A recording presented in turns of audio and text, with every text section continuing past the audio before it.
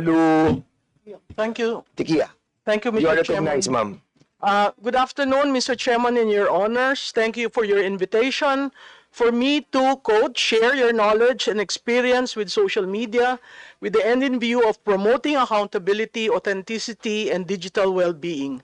I am Malu Tikia. I'm an op-ed columnist of Manila Times for 12 years now and a political consultant for 30 years.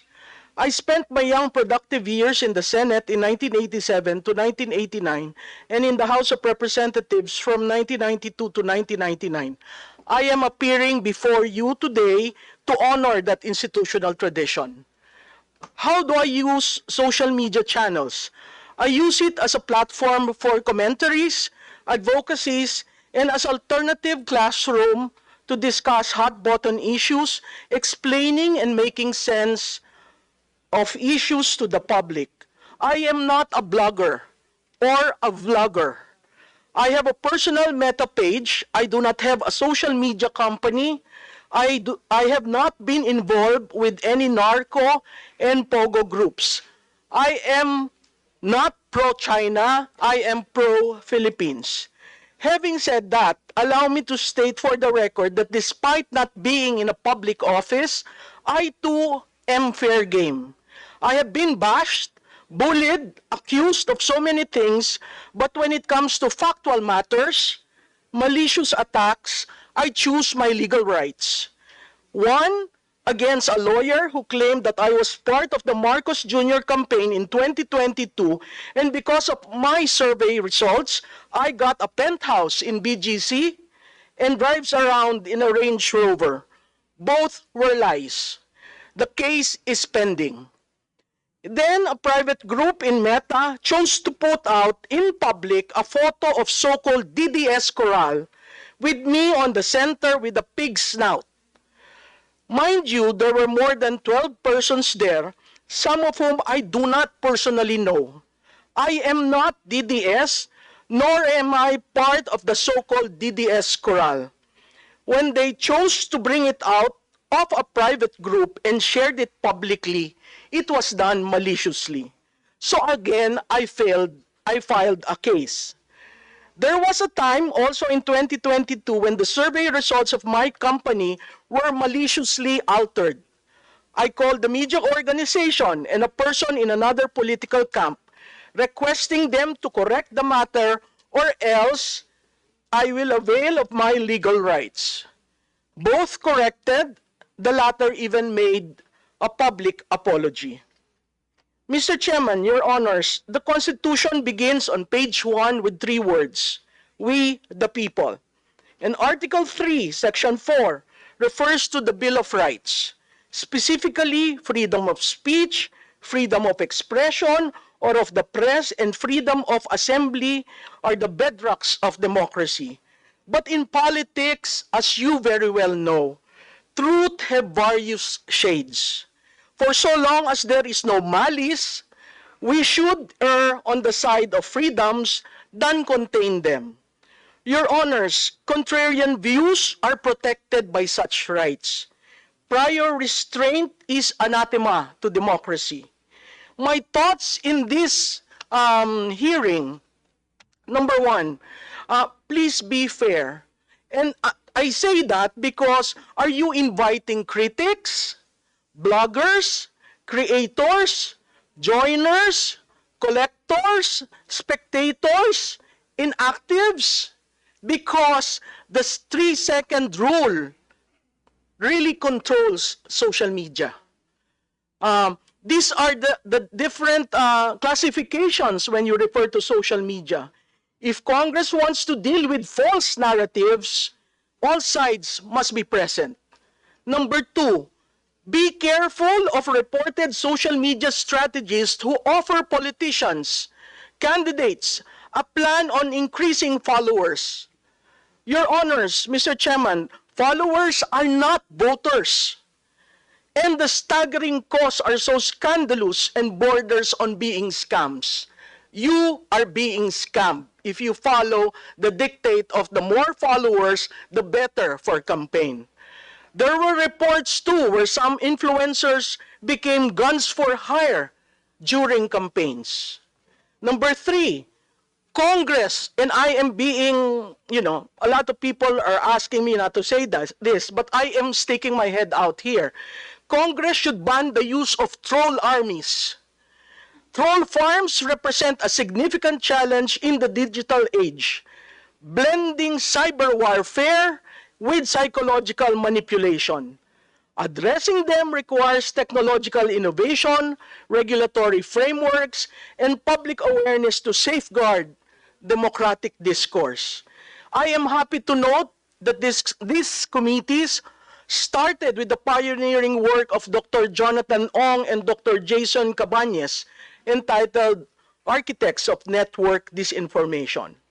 Number 4, near January 20, 2025, the inaugural of the US President, Meta ended fact-checking and replaced it with community notes, which X was an early adopter of.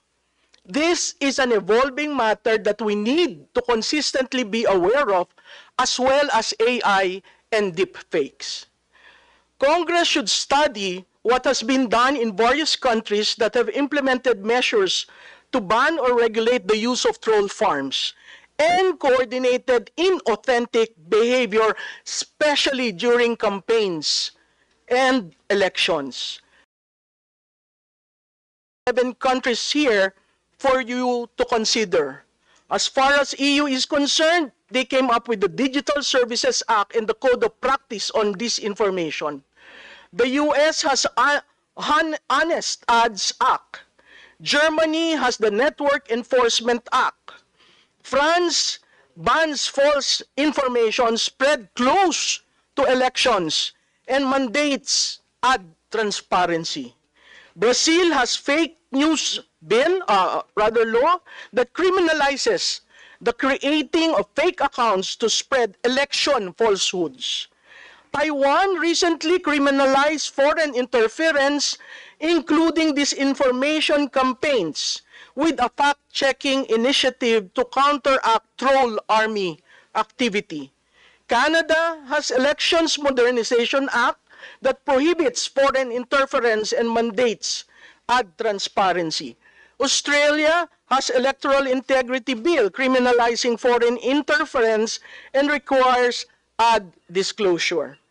The UK has an online safety law that holds platforms accountable for harmful content, including election disinformation. South Korea criminalizes spreading false information during campaigns. And Singapore, which was mentioned a while ago, allows government correction and removal of falsehoods. The 3-second rule is the controlling law in social media. And because of that, legislation has to be circumscribed and made quickly so that for the 2025 elections, we remove the disinformation effect of the troll farms. Thank you, Mr. Chairman, and your honors. Mr. Chair, just a clarification if Yes, go ahead, Congressman Art Barbers. Thank you, Mr. Chair. I'd like to address this clarification to Ms. Malu Tikia. Malu, para lang sa kaalaman ng marami, ang objective o layunin kasi nitong committee hearing na ito ay magpasa ng mga batas, no? Gaya ng nabanggit mo sa ibang bansa na kung saan ay merong mga batas, no, to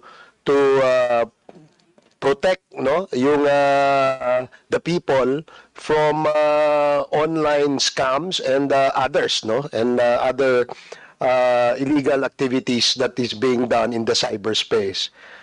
Dito sa atin sa ngayon, Malu, no, marami kasing mga vloggers, habang tayo'y naghihiring ngayon, ang komentaryo ay sinasabi nila na we do not respect that committee hearing kasi yung hearing na yan suppression ng aming freedom of speech or freedom of expression. Hindi kami naniniwala na ang layunin niyan ay para gumawa ng batas. Since you are here, I'd like to get a categorical opinion from you na ikaw ba ay naniniwala na tama lang na tayo ay gumawa ng batas para magkaroon ng disiplina, magkaroon ng regulatory framework ang ating bansa sa paggamit ng social media? Sir, to directly respond to Congressman Barbers, yes. Okay. For the simple reason that the decency of the space has been crossed so much. So yes. There are statements that are being issued that are slanderous or libelous, correct? And you agree with me, no? Yes, sir. Okay, so marami kasing ganyan eh. Maaring hindi nila aaminin o hindi sila informed, no, kung ano na yung kanilang limitasyon sa paggamit ng social media. Kasi yun na nga ang sinabi ko kanina, no, when you open your social media account, sometimes makikita mo may nagmumura. Di ba? May nagmumura. May name calling. They resort to name calling. They call politicians, they call people by other names. Na insulto nga eh, minsan eh, di ba? Meron naman dyan na nananawagan ng kaguluhan sa bansa. And these are the things that we want to check. Yan po, kaya yung mga nanonood doon ng mga vloggers na walang ginawa, kundi magmura, they've crossed the line of decency eh. Doon papunta sa criminal act of being libelous or slanderous. So, yun ang gusto nating linawin. And I'm glad that Professor Maluti-Kia is here to agree with this committee's objective in coming up with this legislation, remedial laws or legislation that can be used by the country, and of course, people will benefit. Tama? Sir, ako lang, kasi ang legislators, you live in a glass house. So part and parcel of your public life are attacks being made. And that's normal. That's normal. But there is also such a thing as contrarian view. Kasi kung papatulan yung opinion yun eh. Ngayon, kung factual, kaya I brought... I'm only referring to fake news peddling. Yeah. Yung opinion, they can share, they can express their opinion 24 hours, 7 days a week, 365 days in a year. And no one will stop them from doing that. That's their right. Yes. And we know that and we respect that right. Thank you for that. Diba? Pero, kapag you've crossed the line, created a story, created a news that is fake, and you peddled it, diba? Teka muna, may pananagutan tayo sa batas. And you know that, diba? Yes, sir. So, that's very clear. We will not debate and argue about opinions. Yes. Because your opinion Yes. is I respect, and my opinion you should also respect. Yes. Diba? Ganun din po, this goes the same to all social media actors or bloggers, so to speak, no? Kasi, syempre, kayo nandyan sa industry yan, you control the narrative eh. Kasi kayo nandyan dyan, trabaho nyo siguro yan. Perhaps you even make money out of that, no? Especially to those who actually can monetize, no? Yung kanilang, ano ba, namo-monetize Yes, yan, sir. Malu? Oh. That's why I said I am not a blogger or a vlogger because I do not earn from it. My meta page is my personal page. And to a certain degree, you really have to be responsible for what you say or what you do. Yun lang, sir, siguro sa legislation, really you have to look for a definition on fake news. What is fake news is really something that has to be defined. I absolutely agree with you, and that is why we're consulting and getting opinions from the experts, no? Yung ating members of the academe, like you're a practitioner, and the government agencies, para makagawa po tayo ng batas. Yun lamang po ang ating layunin. So yung mga nagtatago sa likod ng usapin na ito ay curtailment ng freedom of expression o freedom of speech, sila po yung talagang namamayagpag sa pagkalat ng fake news dito sa ating bansa. Mr. Chairman, the fact that I agreed to appear and honor your invitation, and I was given the chance to say what I want to say, I don't think that is curtailment of my right to express. And you're a perfect example and manifestation that indeed there was no curtailment of freedom of expression and speech in this committee hearing. Yes, Your Honor. Maraming salamat, Malu. Thank you. Thank you, Mr. Chair.